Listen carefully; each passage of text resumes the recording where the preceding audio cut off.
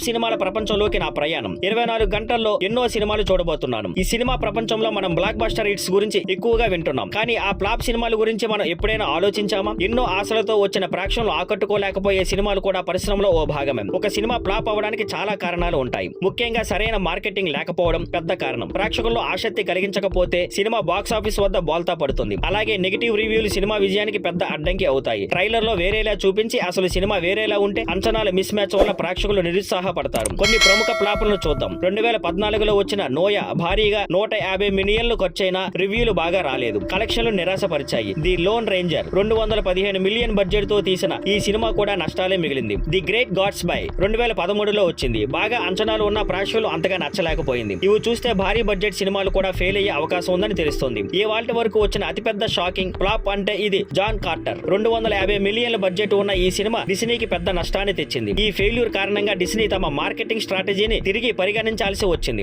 ఇప్పటికీ ఆ ఫలితాలు కనిపిస్తాయి. మొత్తంగా సినిమా ఎందుకు ఫెయిల్ అవుతుందో అర్థం చేసుకోవడం దర్శకులు, నిర్మాతలు, ప్రేక్షకులందరికీ అవసరం. ఈ ఫ్లాపులను విశ్లేషించడం ద్వారా మనం మంచి సినిమా ఎలా ఉండాలో నేర్చుకోవచ్చు. మీకు ఇష్టమైన ఫ్లాప్ సినిమా ఏది? లేదా సినిమాలు ఫెయిల్ అయ్యే కారణాలపై మీ అభిప్రాయం ఏంటో కామెంట్స్ లో చెప్పండి. Thank you for watching. Please like, share and subscribe.